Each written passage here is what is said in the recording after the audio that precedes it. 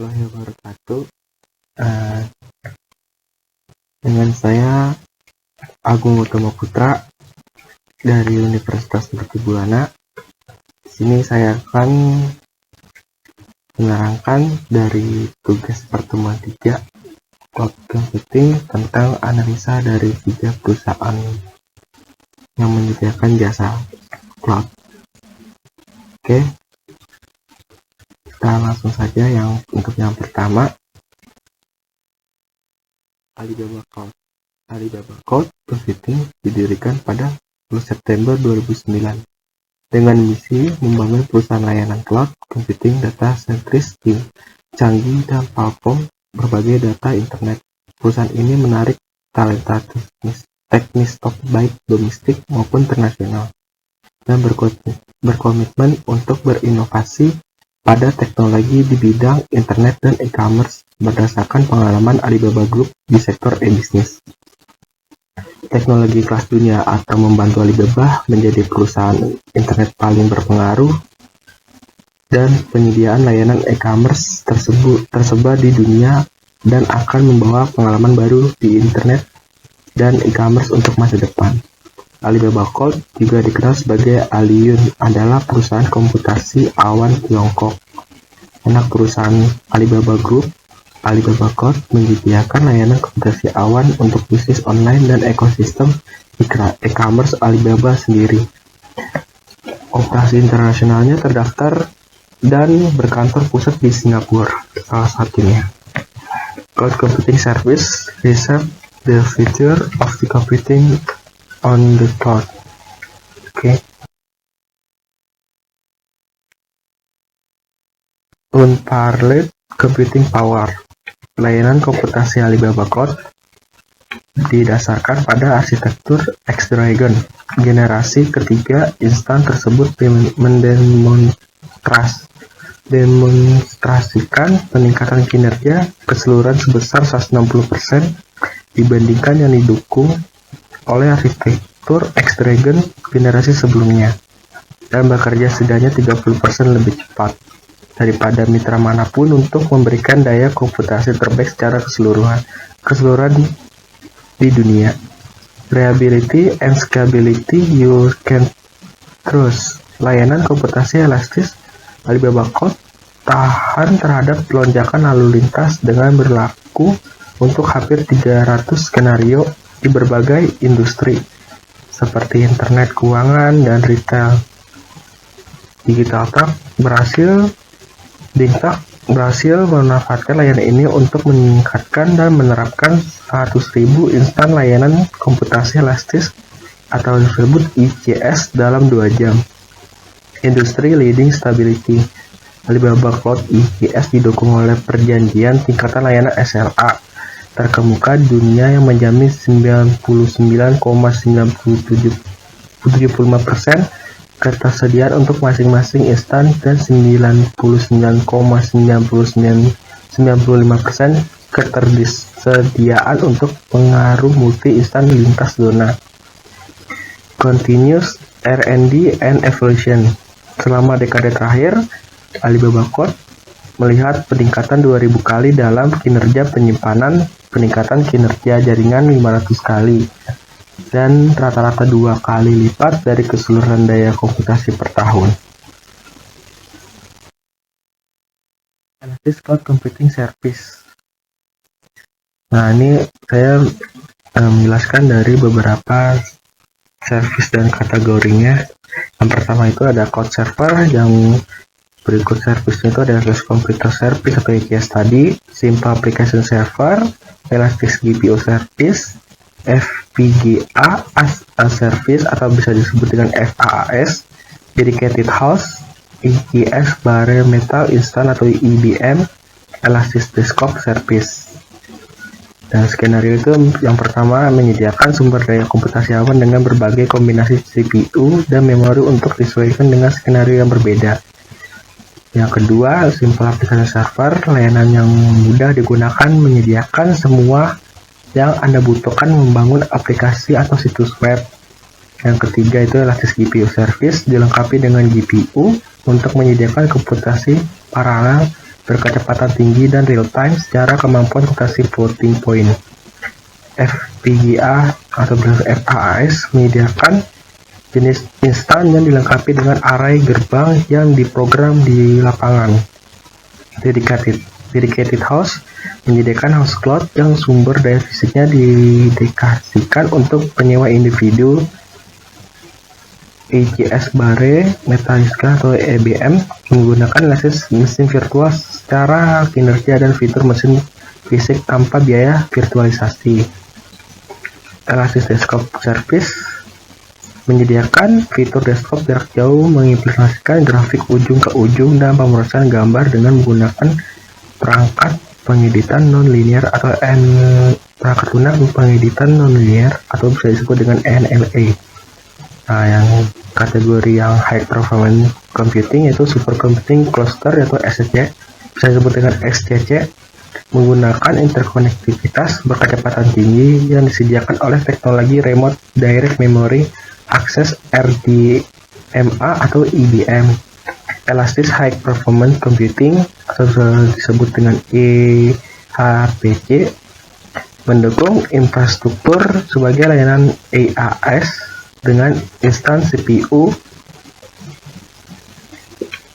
berkinerja tinggi dan instan GPU komputasi heterogen platform sehingga layanan PaaS dengan tumpukan perangkat lunak komputasi bekerja tinggi dan perangkat lunak sebagai layanan SaaS yang disesuaikan berdasarkan template aplikasi. Dan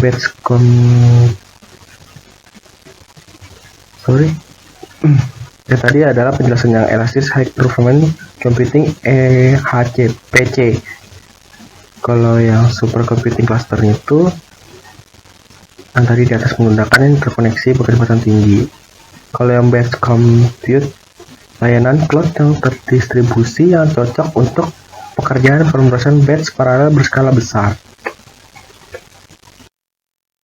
Nah, kalau ini untuk sesuai dari layanan si Alibaba Cloud ini, dari menu si entry level, enterprise level, simple application server, starter tier atau mau upgrade, ini harga-harganya di dalam termasuk dari level-level tertentu. Untuk level entry-nya itu ada 4 paket yang dipromosikan oleh si Alibaba Cloud ini. Nah, untuk enterprise mempunyai 8 paket, tergantung kita mau pilih yang mana sesuai dengan kebutuhan dalam perusahaan atau dari kita sendiri. Untuk kelebihannya dari Alibaba, kelebihan atau kekurangan Alibaba Cloud ini, yang pertama, kelebihan itu Alibaba Cloud memiliki data center di Indonesia. Ya, pastinya kita di Indonesia juga ada si Alibaba ini, ternyata saya juga baru tahu juga sih. Jika yang kalau kita lebih domain di Indonesia, memiliki data center dapat dijadikan pertimbangan penting. Walaupun begitu, GCP juga sudah akan menambahkan beberapa data center, salah satunya di Indonesia. Oke, kita tunggu saja. Yang kedua itu, instance yang mengalami kesalahan dapat kita reboot atau reinstall. Ketika kita reboot instance di GCP atau AWS termasuk Lifestyle, sangat dianjurkan melakukan snapshot untuk melakukan template instance. Kalau tidak salah, Linode juga bisa reboot instance seperti di Alibaba Cloud. Kita bisa rebuild dan snapshot template instance di marketplace. Jika tidak, perlu bikin instance baru dengan IP public yang baru juga. Untuk kekurangannya itu, yang pertama pasti menu fiturnya agak membingungkan. Untuk pertama kalinya saya bingung tuh karena menunya tidak one piece menurut saya, tapi lama-lama juga terbiasa juga sih pastinya. Dan kedua itu, marketplace image belum selengkap AWS atau GCP. Kalau terbiasa menggunakan produk dan di marketplace, mungkin akan sedikit kecewa di Alibaba Cloud, tidak sebanyak seperti di AWS atau GCP dan si Azure. Bahkan masih kalah banyak dengan DigitalOcean maupun Linode. Dan ketiga itu harganya dan kebijakan mengenai harga cepat kadang berubah. Dari yang pernah saya ketahui, dulu di Alibaba Cloud pernah memberikan penawaran trial ECS selama $300 selama 1 bulan. Lalu berubah menjadi free trial selama 12 bulan untuk ECS T5, Stable, RAM dan CPU 1 GB.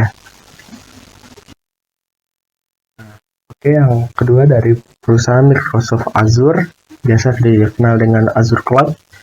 Platform Cloud Azure berisi lebih dari 200 produk dan layanan cloud yang dirancang untuk membantu menghadirkan solusi baru dalam hidup untuk memecahkan tantangan hari ini dan masa depan. Membangun,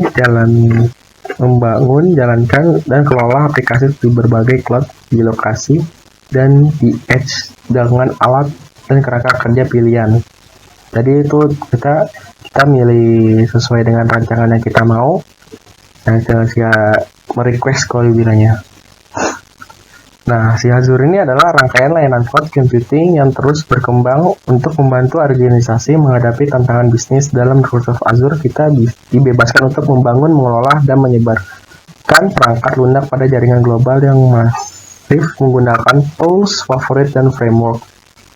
Nah, tanggal rilisnya si Azure ini yaitu awal 1 Februari 2010. Sistem operasi yang digunakan itu Linux dan pastinya Windows ya. Karena juga ini bawaan Microsoft-nya. Perusahaan induknya itu pasti Microsoft. Highly available and scalable application in minutes. Platform yang sangat tersedia dan dapat diskalakan secara masif untuk aplikasi API. Penerapan aplikasi yang dipercepat, pastinya.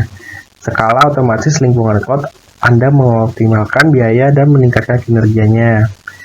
Pemantauan kesehatan dan loading balancing terintegrasi dengan dashboard dan peringatan waktu nyata. Pengalaman pengembangan yang sangat baik menggunakan Azure SDK yang terintegrasi dengan Visual Studio.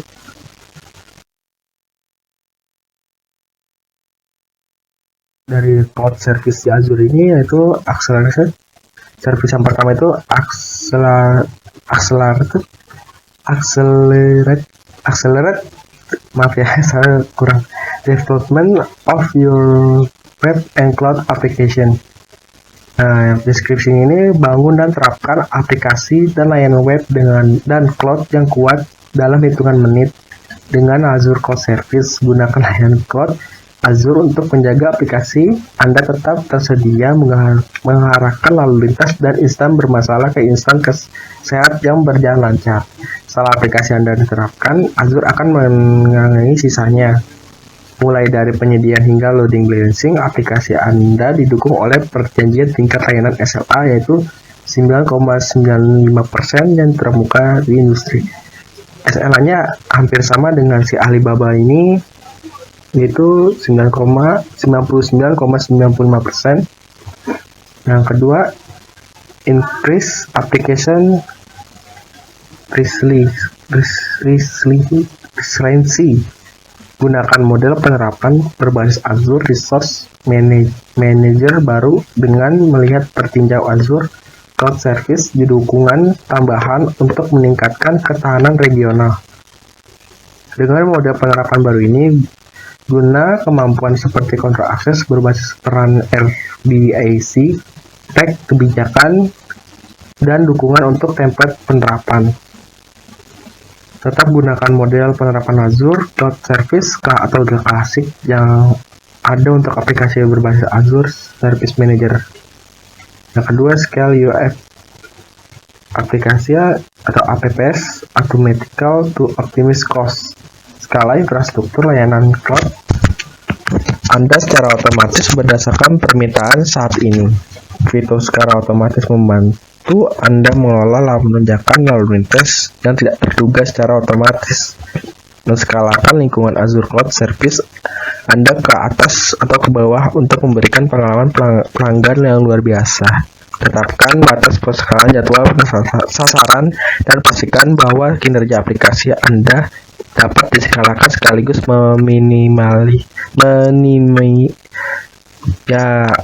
minimalkan biaya.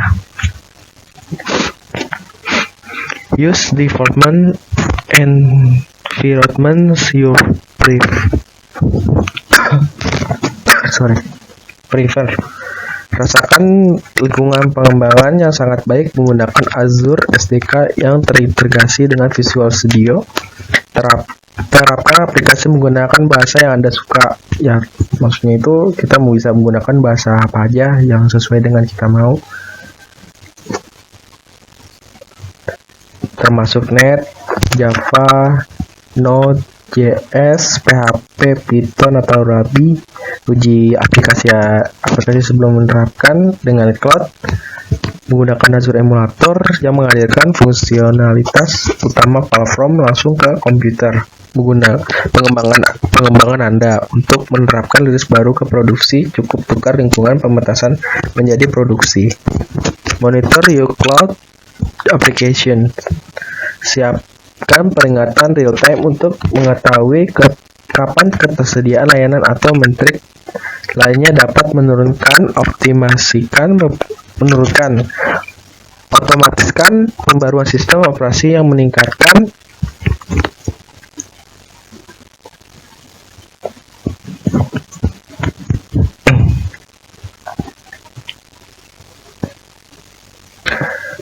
sistem operasi untuk meningkatkan keamanan lingkungan Anda. Fokus pada pembuatan aplikasi hebat dan jangan khawatir tentang penambalan, kerusakan perangkat keras dan misalnya jaringan. Layanan Azure Cloud membantu memantau kesediaan aplikasi dan dengan mudah dashboard metrik kesehatan menunjukkan kepada Anda statistik utama secara sekilas. Maksudnya itu dia sudah menjamin untuk aplikasi kita yang telah menggunakan cloud-nya dia untuk keamanannya yang kuat lah, untuk dari yang ancaman-ancaman yang dari pihak yang tidak bertanggung jawab atau bocoran data. Nih, di sini untuk harganya di sini sudah saya setting untuk kita jadikan rupiah, yaitu lumayan juga untuk per bulannya. Dan di paket-paket si general purpose-nya. Nah, ini memori intensifnya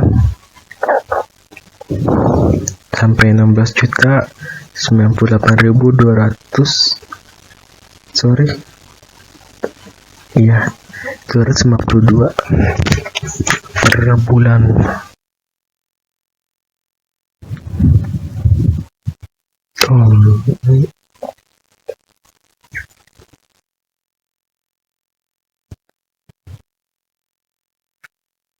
Optimus komputer 35% versus 10 series late generation of CPU. Nah, ini ada spek-speknya mulai dari core, RAM, temporary storage-nya, ini harganya, dan ini 1 year reserve saving.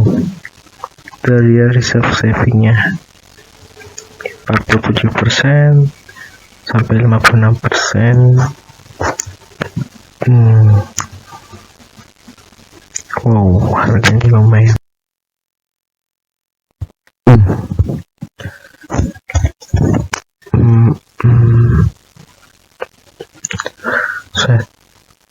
Memori intensifnya sama ini paket. Itu semakin mahal juga semakin juga berkurang untuk resiko si savingnya ini, berkurang dari tadi sekitaran 40-50%, ini sampai 30-20%. Untuk si Azure ini banyak sekali untuk paket-paketnya.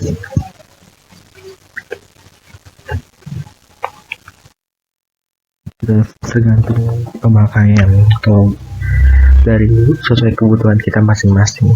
Nah, ini untung dan kerugiannya menggunakan Azure Cloud. Keuntungannya itu ketersediaannya emang tinggi banget sih. Dari sistem server yang udah dan tinggi memungkinkan mendapatkan jaminan uptime sampai 95%.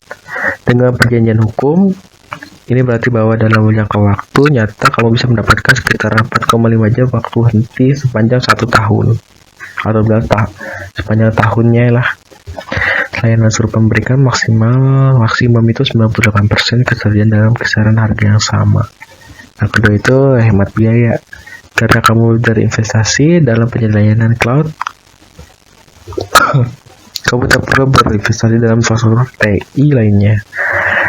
Ini berarti kamu memiliki modal untuk memiliki apapun yang diinginkan, kapanpun mau. Pada skala global, lingkungan cloud juga memudahkan untuk meluncurkan aplikasi software internal tanpa berinvestasi pada hardware eksternal. Ini juga menurunkan biaya perawatan sehingga kamu bisa solusi lengkap yang hemat biaya. All-in-one. Kekurangannya itu pastinya membutuhkan manajemen. Kecepatannya mungkin membutuhkan kalian platform. Azure membutuhkan manajemen khusus dengan alat seperti penambalan atau pemantauan server. Ini berbeda dari platform SaaS karena mereka bergantung pada pengguna akhir untuk mengkonsumsi informasi. Juga akan membutuhkan sumber daya manusia untuk secara fisik memonitor pusat, data berbasis cloud yang memastikan bahwa semua hal yang berjalan lancar. Nah, itu kedua, kecepatan. Mulai akun cloud adalah tugas yang cukup mudah hari ini dengan meningkatkan kemudahan akses. Namun dalam kasus Microsoft Azure, 54 wilayah melayani 140 negara berbeda dunia. Jika kamu tinggal di negara yang jauh dari wilayah pusat data, kamu akan melihat kelambatan dalam kecepatan yang dapat menggunakan beberapa perusahaan. Yang ketiga itu membutuhkan kalian platform.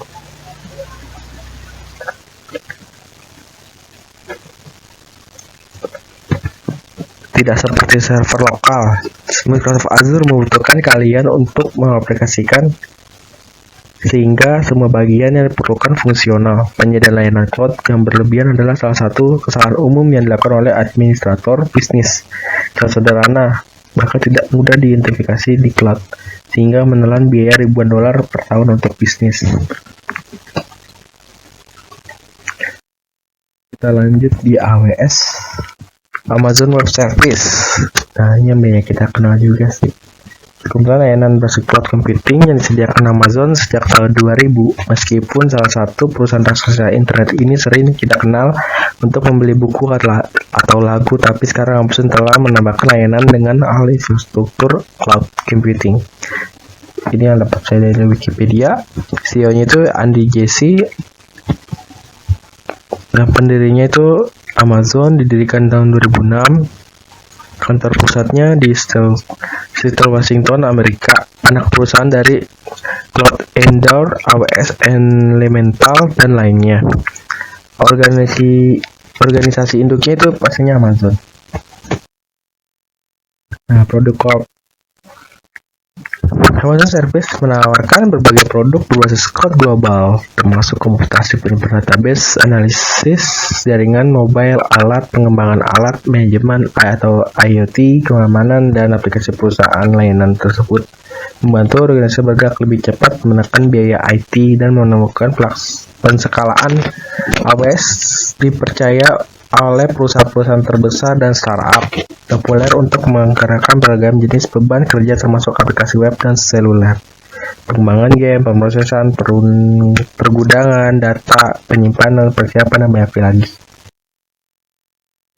Nah, ini adalah salah satu dari layanan-layanan si AWS ini, yaitu ada komputasi, kontainer, keterlibatan pelanggan, database, alat developer, komputasi pengguna akhir, web and server front end, game pads, Internet of Things. Nah, ini dari fitur si komputasinya itu kita bisa lihat dari Amazon EC2 yaitu server virtual cloud, Amazon EC2 atau auto scaling menskalakan kapasitas komputasi untuk memenuhi kebutuhan, Amazon Lifecycle meluncurkan dan mengelola server pribadi virtual, AWS Batch menjalankan tugas batch di segala ukuran, AWS Elastic Beanstalk menjalankan dan mengolah aplikasi web, AWS Lambda Lambda menjalankan kode atau untuk merespon kejadian. AWS Outpost menjalankan layanan AWS di lokasi. AWS Serverless Application Repository menemukan, mendeploy, dan mempublikasikan aplikasi tanpa server. AWS Now Family perangkat fisik untuk mengembangkan dan mengakses data di lokasi edge, kemudian mentransfer ke AWS. AWS Wavelength memberikan aplikasi latensi sangat rendah untuk perangkat 5G. VMware Cloud on AWS membuat cloud hybrid tanpa perangkat keras kostum. Cara pembayaran si AWS ini cukup unik. Ya, pertama itu bayar sesuai dengan pemakaian. Jadi kita dalam setahun atau per bulan itu pemakaiannya misalnya dalam fitur apa aja. Bayar berdasarkan makanya kemungkinan Anda untuk beradaptasi dengan mudah dalam menggunakan bisnis tanpa terlalu banyak anggaran dan meningkatkan respon Anda terhadap perubahan dengan model pembayaran berdasarkan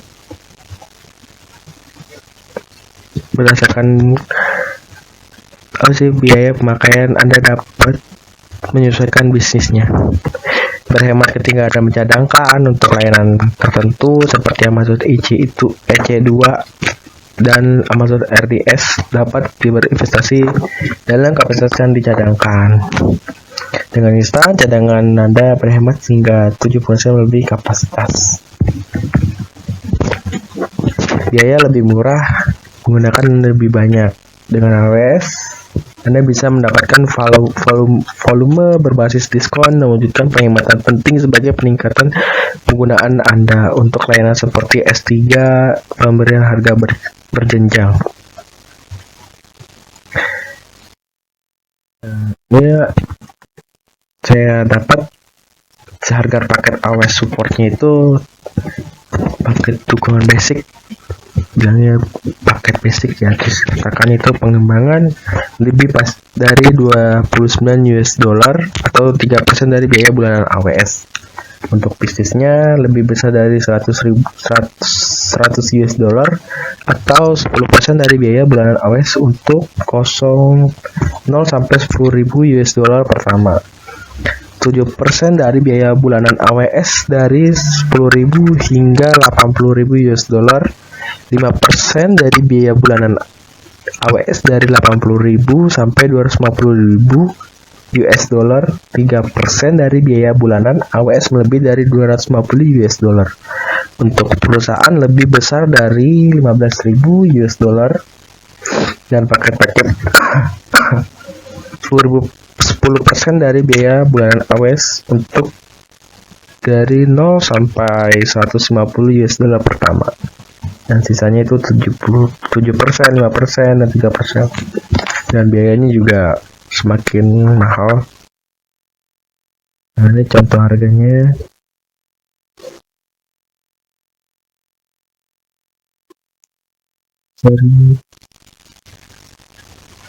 Kelewat, maaf.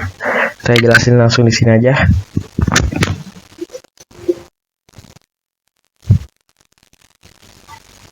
Dari contoh harganya itu,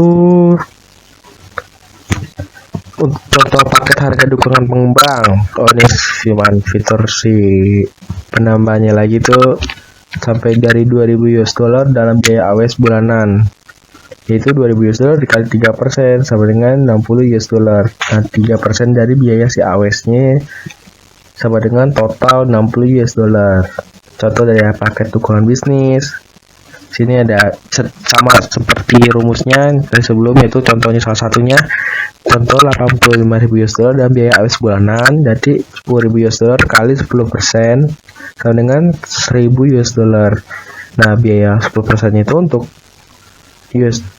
tadi 0 sampai $10.000 pertama ditambah $70.000 kali 7% sama dengan $4.900. Biaya 7% untuk $10.000 sampai $80.000 ditambah $5.000 kali 5% sama dengan $250. biaya 5% untuk 80k US dollar sampai 250.000 US dollar, tambah 0 kali 3% US dollar, dan total biayanya itu sampai 6.150 US dollar. Nah, untuk si paket perusahaan ini sampai total 70.500 US dollar. Nah, untuk kekurangannya dan kelebihannya si AWS ini, yang pertama kelebihannya itu, beberapa kelebihan AWS adalah perusahaan bisa menggunakan mode programming, cara pengoperasian, dan database yang sudah ada. Hal ini akan sangat menguntungkan untuk mempermudah perusahaan atau pelanggan. Kelebihan lainnya adalah biaya yang dikeluarkan terbilang lebih sangat efektif. Dan keempat itu, AWS menggunakan sistem yang mewajibkan penggunanya hanya memerlukan bayar untuk apa yang digunakan, bukan muka atau terkait jangka panjang. Dan kelima, intinya berbagai macam layanan kualitas dari AWS ini dapat digunakan dan dinikmati dengan mudah. Kekurangannya itu yaitu salah satu kekurangannya di Amazon Web Service ini, kalau membutuhkan layanan yang cepat dan pasti mendalam, kamu harus membayar lebih. Ya, paketnya upgrade lebih semakin mahal paket, dan itu service Amazon ini semakin bagus sih. Cuman kalau kita ngambil paket basic ya cuman sesuai dengan pemakaian sih, pastinya bukan pemakaian, sesuai dari paket kita yang kita beli. Tak hanya itu, juga AWS memiliki permasalahan teknis seperti kontrol terbatas, perlindungan backup yang terkadang sulit diandalkan. Jadi sewaktu-waktu jika data kita ada yang hilang atau kenapa-napa, itu kita agak sulit untuk kalau dibilang itu nge-backupnya tadi sama, karena kita juga yang mengurus data itu hanya dari pihak si AWS ini. Beda dengan tadi dengan si Microsoft Azure. Oke, dari ini aja yang menurut saya, yang setelah saya cari dari web atau dari saya sendiri, pendapat saya sendiri. Oke, sekian dari saya. Assalamualaikum warahmatullahi wabarakatuh.